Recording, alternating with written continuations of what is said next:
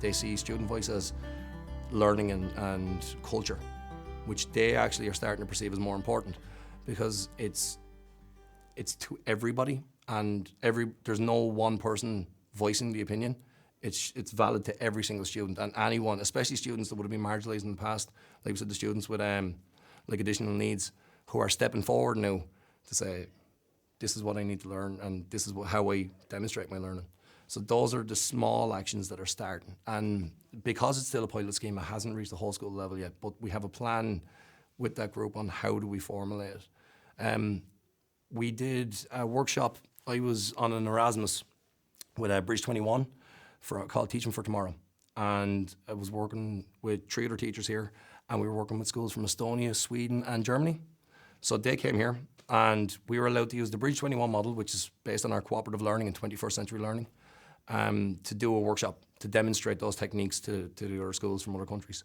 And I chose to work with the student voice team even rather than our team, because I thought it'd be something completely different for them.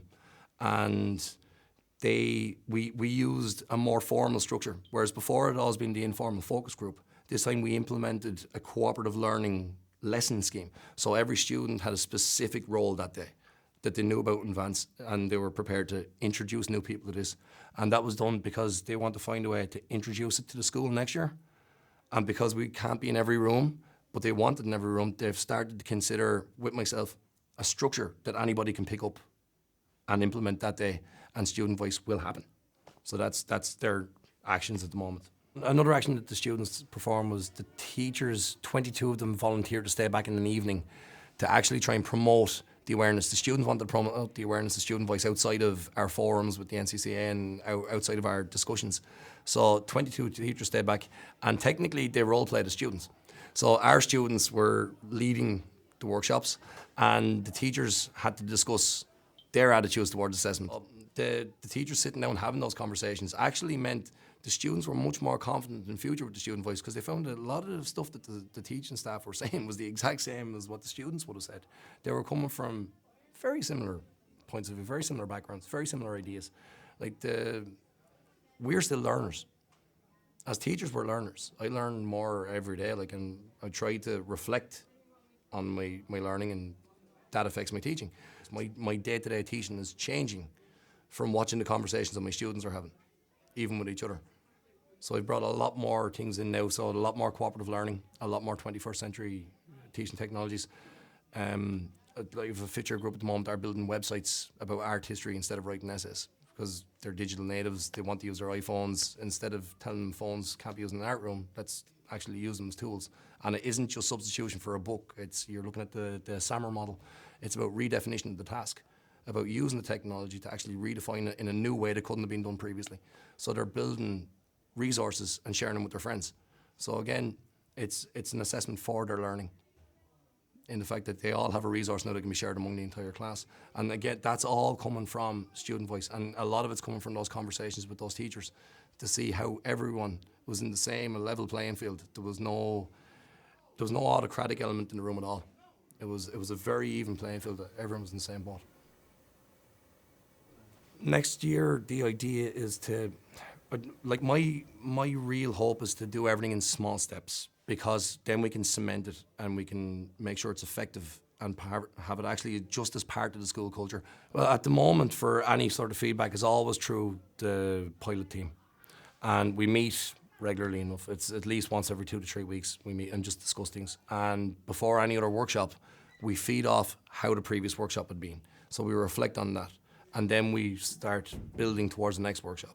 So I'm actually next week having a feedback loop on the Teaching for Tomorrow workshop that we did with the previous teachers, because I want to find what the students feel was the open-ended focus group conversation or the cooperative learning form more successful for them, and to find a happy medium that can then be brought into the other classrooms next year. So it's constantly checking back. They have, at this stage, they call their own meetings as well. They have a Facebook or chat group. So when I said, are we going to move on to another talk, they arrange their own meetings and then they call me too. So it's developed to that point now. We also have an Edmodo group where we communicate on SOS Web 2.0, and it's a social learning platform. So I'm the moderator, and that's I'm in control of every piece of information that's on it. But the students put up their ideas. We have surveys on it, and I think student voice is important to every student to know that there is a way for them to work. I mean, I'm the LCA coordinator here, so obviously working with students who will be at risk of early school leaving and trying to find a way to motivate them to look for apprenticeships, even to look at PLC courses, to know that they can go on to university if there's other ways, you know. And I think student voice, getting students to examine their own learning, to find the right way to communicate with teachers, to make the best out of the actual education process is very, very important. Because the one thing, like, we're told when you're training that you're not the student's friend. You're told you're not their friend, don't be their friend. And you're absolutely right, that's good practice, you're not. But that doesn't mean you don't have to care. I think the communication with a student can show that you care means the world to them. The student that was thinking about leaving school knows that the teacher cares and the subject is beneficial to them, they're going to keep coming to school. And that opens up the opportunities, and that's where you can say that it feeds into College for every student, because they're aware that education is important to them, they're aware that it opens opportunities, and they're aware that they can make their condition better. I think that's very, very important. There's like a survey. I know we're having a meeting, I think it's next week, and there's going to be just, you know, because at the end of the year, obviously, we're going to have a wrap-up survey, just, you know, how did you feel about it? Like, do you feel like you're progressing? Like, I remember before we were giving the workshop for the first years, there was, you know, just a little, I think it was a little, not a test, but just like a survey, like, oh, how do you feel? Like, do you feel confident about doing this? Like, do you feel you have the skills to do this? And then afterwards, like, do you feel like you've gained any skills from doing it? Because we were essentially doing Mr. Burns' role, which is facilitating like that group. So we kind of assessed ourselves as best we could when talking about assessment, funnily enough, and we normally had sheets afterwards that say, oh, what did you guys discuss, and a lot of different ways and trying to figure out what we actually discussed and talked about. And our teacher would constantly ask us, whether it's in the student voice meetings itself, whether it's in his art class, or when it's just generally down the corridor, how we felt about how everything was going. And after we did big events with the student voice, like the National Forum and just around Easter time, he asked us how we felt about it and asked us afterwards how we felt. And I think that it was really important for him to do that for us. So we felt that if we didn't like something, we could change it, and if we did like something, we could do more of it. So a lot of the time he did come back to us and talk to us, and we assessed it as best we could, really. And I think it was a really beneficial thing to do for us all, so we knew what to do and what not to do next year, hopefully.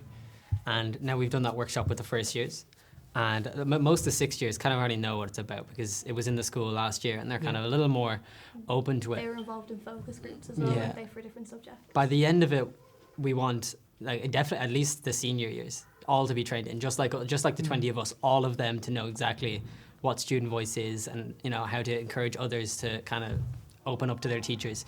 And then we can get those sixth years and those other fifth years that aren't doing it, and the other TYs, and they can go talk to the younger years as well. So we can have workshops where the sixth years talk to the first years, or maybe the fifth years talk to the second years, where all the students basically, and in the end, all know what they're talking about when it comes to student voice, and all are comfortable with their teachers, and everyone's, you know, all teachers and students are all down on the same level. And it's to have open communication between the staff and the students more than we have now, and a lot more than we did previous. I don't think you can really ever communicate too much. It's always something that can be improved and tweaked slightly to make it better for everyone.